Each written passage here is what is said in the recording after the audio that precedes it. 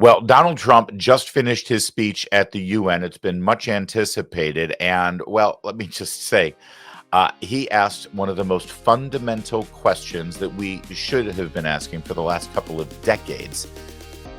What the hell are we doing here? Why are you people even here? You don't accomplish a damn thing. What's the point of the UN at this point?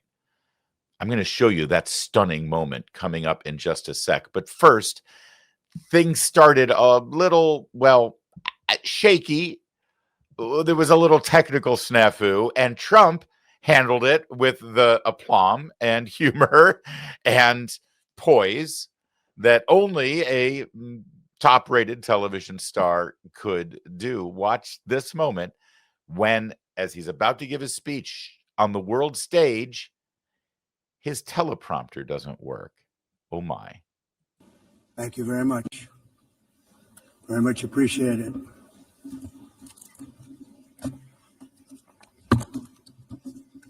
And I don't mind making this speech without a teleprompter because the teleprompter is not working.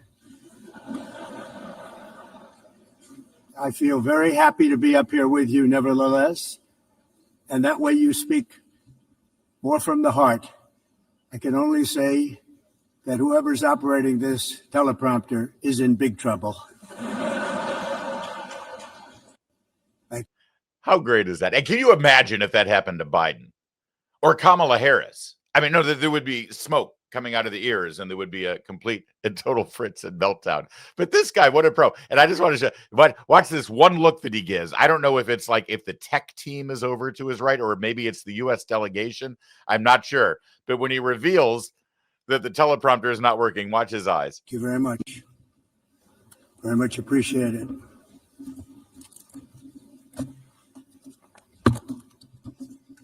And I don't mind making this speech without a teleprompter because the teleprompter is not working. Did you see that? Look at the look. The man is not pleased. The man is not pleased. And yes, whoever is in charge of the teleprompter, how did he put it, is in big trouble.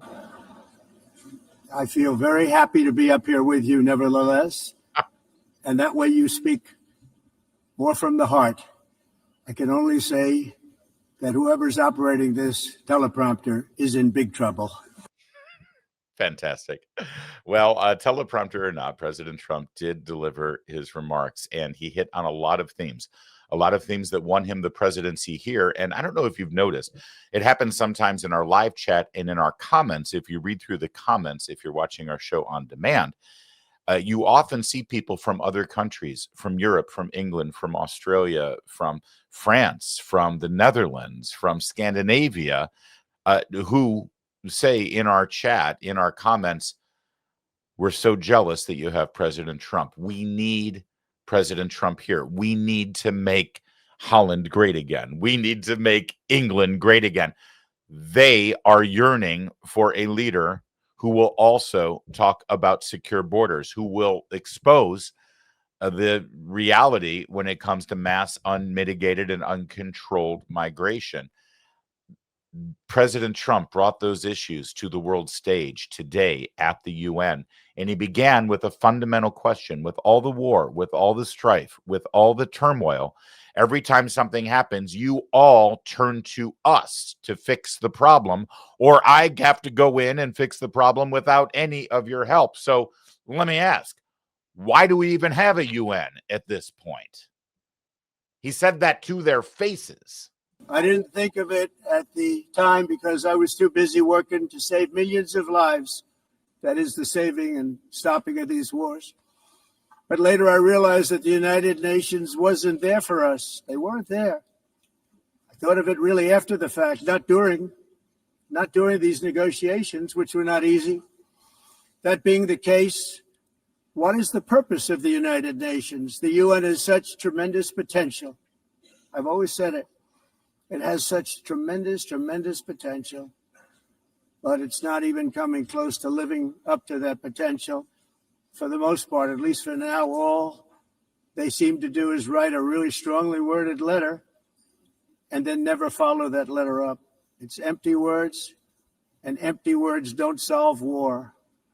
The only thing that solves war and wars is action. Now, after ending all of these wars and also earlier negotiating the Abraham Accords, which is a very big thing for which our country received no credit, never receives credit. Everyone says that I should get the Nobel Peace Prize for each one of these achievements. But for me, the real prize will be the sons and daughters who live to grow up with the mothers and fathers, because millions of people are no longer being killed in endless and unglorious wars. What I care about is not winning prizes, it's saving lives. We saved millions and millions of lives with the 7 wars. And we have others that we're working on, and you know that. But it is an important point to make that we were told 80 years ago in the formation of the United Nations that we would end global conflict.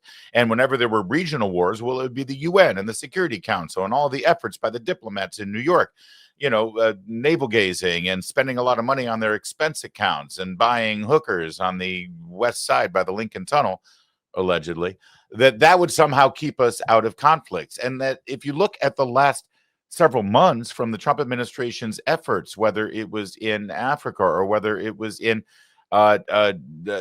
Europe or Eastern Europe, whether it was in Asia, wherever they've been able to engage, whether it was with Iran or with Israel and other Arab nations, they've been able to form peace. They've been able to end conflicts, and the UN was nowhere to be found.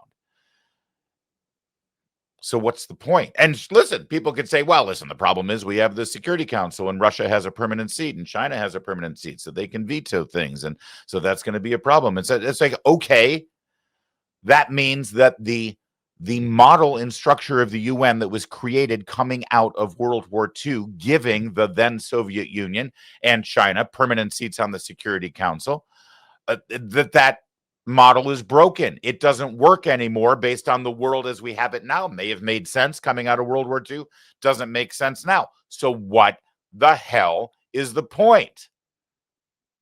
We've all thought it. We've all said it to each other.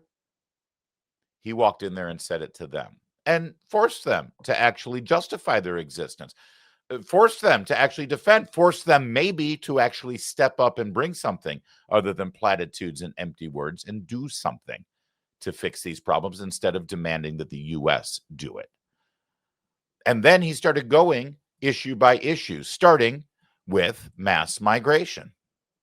Not only is the UN not solving the problems it should, too often, it's actually creating new problems for us to solve. The best example is the number one political issue of our time, the crisis of uncontrolled migration. It's uncontrolled. Your countries are being ruined. The United Nations is funding an assault on Western countries and their borders. In 2024, the UN budgeted $372 million in cash assistance to support an estimated 624,000 migrants journeying into the United States. Think of that. The UN is supporting people that are illegally coming into the United States, and then we have to get them out. The UN also provided food, shelter, transportation, and debit cards to illegal aliens. Can you believe that? On the way to infiltrate our southern border. Millions of people came through that southern border. Just a year ago, millions and millions of people were pouring in, 25 million altogether over the 4 years of the incompetent Biden administration. And now we have it stopped, totally stopped. In fact, they're not even coming anymore because they know they can't get through. But what took place is totally unacceptable. The UN is supposed to stop invasions, not create them and not finance them. In the United States, we reject the idea that mass numbers of people from foreign lands can be permitted to travel halfway around the world, trample our borders, violate our sovereignty, cause unmitigated crime, and deplete our social safety net. We have reasserted that America belongs to the American people, and I encourage all countries to take their own stand in defense of their citizens as well. You have to do that because I see it.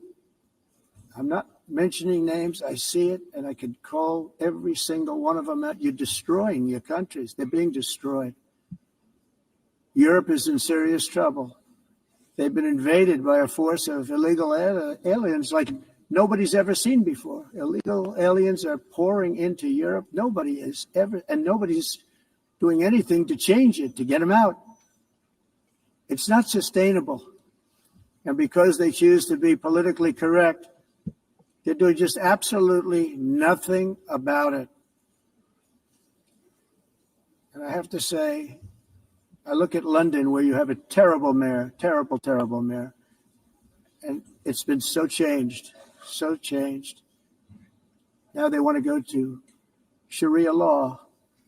But you're in a different country. You can't do that. Both the immigration and their suicidal energy ideas will be the death of Western Europe if something is not done immediately. This cannot be sustained.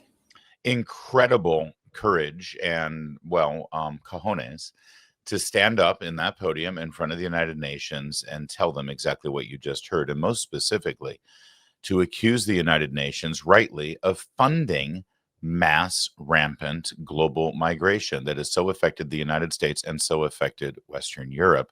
It's called the International Organization for Migration. It's a UN agency, and it's funded by them, which of course means it's funded by the United States of America through our direct contributions to the United Nations and also through USAID and other non-government organizations.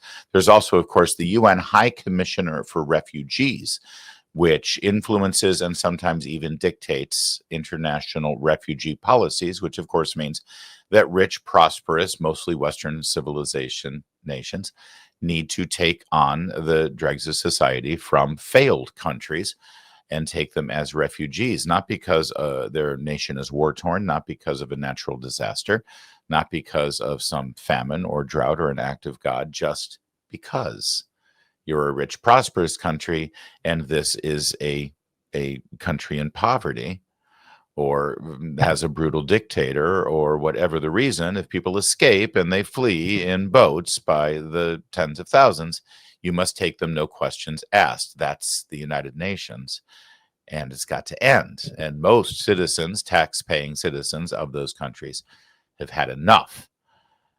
Trump then pivoted from that point and specifically addressed the idea that nations are allowed to have borders and they're allowed to secure those borders, something that those pinheads at the United Nations don't believe. It's time to end the failed experiment of open borders. You have to end it now. See, I can tell you, I'm really good at this stuff. Your countries are going to hell. In America, we've taken bold action to swiftly shut down uncontrolled migration. Once we started detaining and deporting everyone who crossed the border and removing illegal aliens from the United States, they simply stopped coming. They're not coming anymore. We're getting a lot of credit, but they're not coming anymore. This was a humanitarian act for all involved because on the trips up, thousands of people a week were dying. Women were being raped. Nobody's ever seen anything like it. Raped, horribly beaten, raped. On the trip up, the journey up, it was a long walk. It was a long, arduous journey, indeed. And it was also a historic victory against human trafficking throughout the region. What we did was a victory, and we saved so many lives of people that wouldn't make the journey. That journey was loaded up with death. Dead bodies all along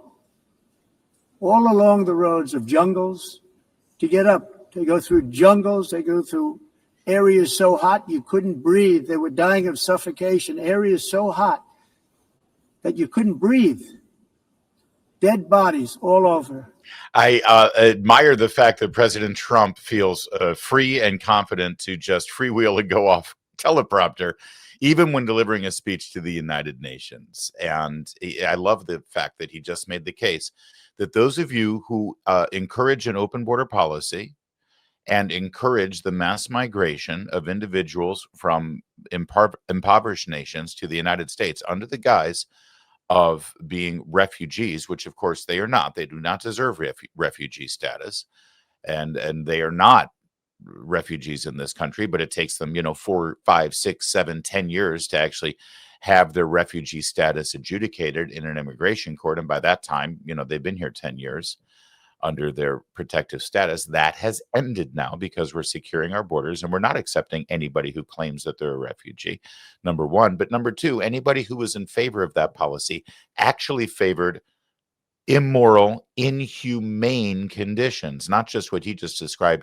for the millions of people who made that 1,000+ mile journey across Mexico from Guatemala, Honduras, or wherever else they came on behalf of human traffickers and drug traffickers and warlords, but also if you favored them making that trek under those horrible conditions with the sexual exploitation and child exploitation that we tragically have seen. If they did make it into this country, you also favored them being exploited as cheap labor at the hands of major corporations who exploit these people who are in the country illegally because they know they can get them for substandard work conditions and money. And we're supposed to take a back seat on virtue and empathy to these monsters who created the conditions and support the conditions that led to these inhumane conditions? Don't you dare take a backseat to them. President Trump and those who support him and his secure border policies are actually acting in a humane way to see that these conditions end. And by the way, that also helps those who are genuine refugees not get bogged down and delayed in getting their refugee status because they're waiting behind a broken system of millions of people illegally and untruthfully claiming refugee status, because then the genuine refugees are left in the dust or waiting years and years and years before they can get their status because they're trying to do it the right way. And I'm glad that he actually called them out on the immorality of this issue.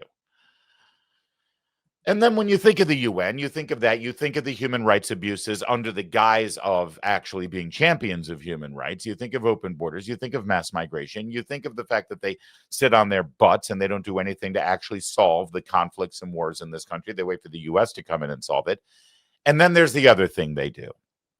Demand that you stop driving SUVs or cars altogether and just take light rail because it's climate change, don't you know? Well, Trump called them out to their faces on that bull as well. 1982, the executive director of the United Nations Environmental Program predicted that by the year 2000, climate change would cause a global catastrophe. He said that it will be irreversible as any nuclear holocaust would be. This is what they said at the United Nations. What happened? Here we are.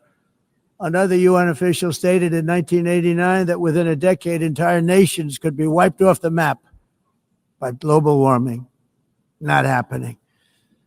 You know, it used to be global cooling. If you look back years ago in the 1920s and the 1930s, they said, global cooling will kill the world. We have to do something. Then they said global warming will kill the world, but then it started getting cooler. So now they could just call it climate change because that way they can't miss. It's climate change. Because if it goes higher or lower, whatever the hell happens, there's climate change. It's the greatest con job ever perpetrated on the world, in my opinion. Climate change, no matter what happens, you're involved in that. No more global warming, no more global cooling, all of these predictions made by the United Nations and many others, often for bad reasons, were wrong.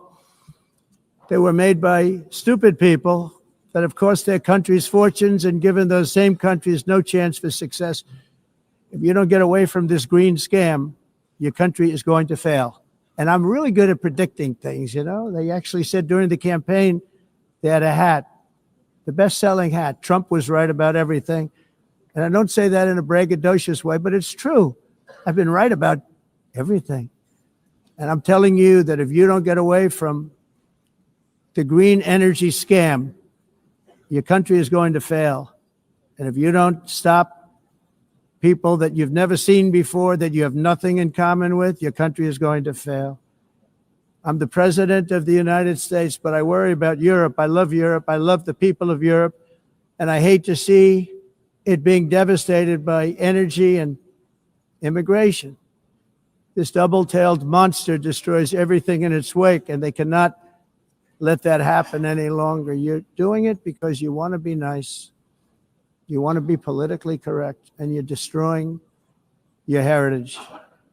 They must take control strongly and immediately of the unmitigated immigration disaster and the fake energy catastrophe before it's too late.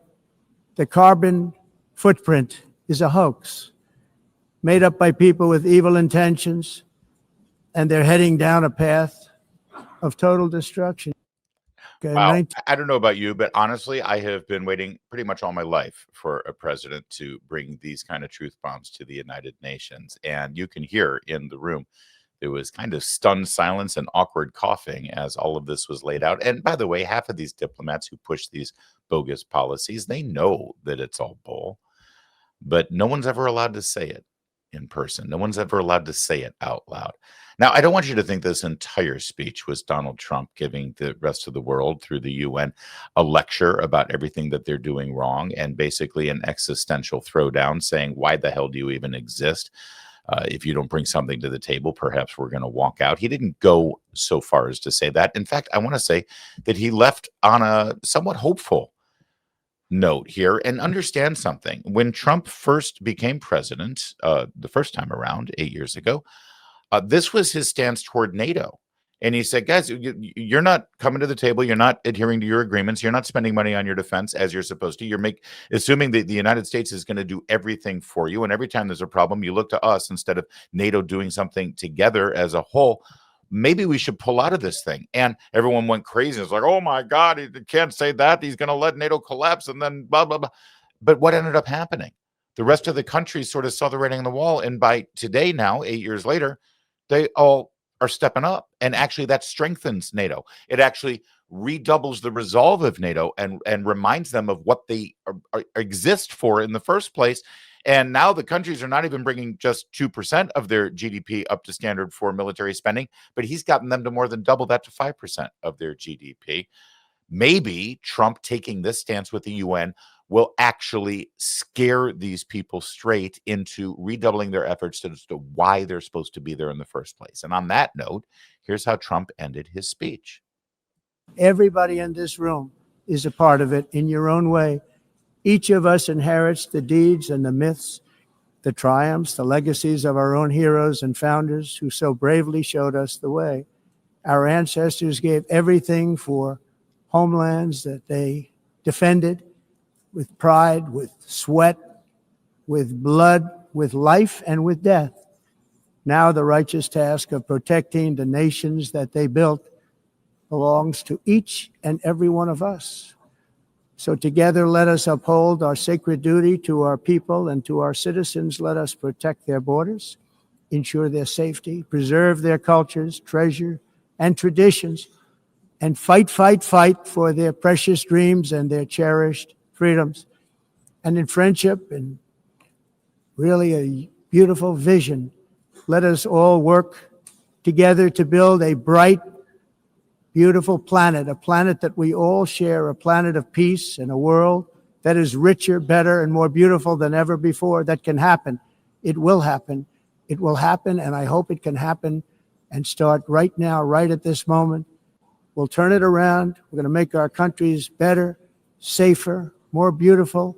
We're going to take care of our people. Thank you very much. It's been an honor. God bless the nations of the world. Thank you very much. Bye. I like the bye. Bye. Bye-bye. Trump out. It was a good speech. It was a very good speech, and it was a historic speech, and it pissed off all the right people. What do you mean, Larry? What do you mean pissed off all the right people? Well, there's this person. Yeah, this person who would have liked to have been standing there in New York on the at Midtown East 42nd Street, right on the East River there. She would have loved to be standing in the United Nations giving the speech, but unfortunately she lost in a historic way in her presidential election. And instead, Kamala Harris was on the west side, a little further uptown, 59th Street, I believe, and 11th Avenue, where they tape The View. She's selling a book, don't you know? But the speech ended right around the time Kamala Harris walked out on set, and she said this about President Trump's speech. What we just saw in terms of a presentation at the United Nations. But remember in the debate, they laughed at him the last time he was in front of the UN. Several weeks ago, that meeting with Xi and Kim Jong-un and Putin, you think they're not laughing? Oh, they are. As they create a new axis of partnership, you bring people into the Oval Office. I have spent a lot of time in the Oval Office. I have spent time in the Oval Office with the president, receiving our allies and our friends from around the world. And consistently, we have seen Donald Trump bring people into the Oval Office, be they a United States governor or the head of a state of a friendly nation, embarrass them and ridicule and demean them. That is not what a president does. This individual who occupies our White House right now has decided that he will be an emperor in his mind who will demonstrate his power by demeaning and belittling and making people feel small. Did you notice, by the way, that she wouldn't actually call him the president? She just called him the person who occupies the White House. That's kind of dangerous election denial, insurrectionist sort of talk, isn't it? But what's this whole thing about the UN is laughing at President Trump? The world is laughing at President Trump. Wouldn't it be great if we actually had somebody in the room at the United Nations observing what was going on in that room while President Trump gave that speech, so we don't have to rely on this person's description of the world's reaction? Well, I've got good news for you. In fact, we do have somebody in the room who was reporting on it. Part of the out-of-town press pool today following the president in New York is Town Hall Media. We are the new media press chair right now on that pool. And our friend, our colleague, our reporter, Katie Pavlich, is literally in the room at the United Nations as President Trump delivered those remarks, and she fact-checked the former vice president on her statement that the world was laughing at President Trump. Katie Pavlich said, actually, I'm here, and they're not laughing. They actually look kind of terrified. And Kamala Harris is right. That's not what a president does. But maybe that's part of the problem. Maybe that's exactly what the world needs right now, at least the other world leaders need. Maybe they should be terrified. Maybe it's about time they recognize that they can't do whatever the hell they want and take advantage of our generosity anymore. But you have your choice. You can believe Kamala Harris. After all, she seems pretty trustworthy. Or you can believe Katie Pavlich from Town Hall Media. Thank you, Katie, for that reporting on the scene.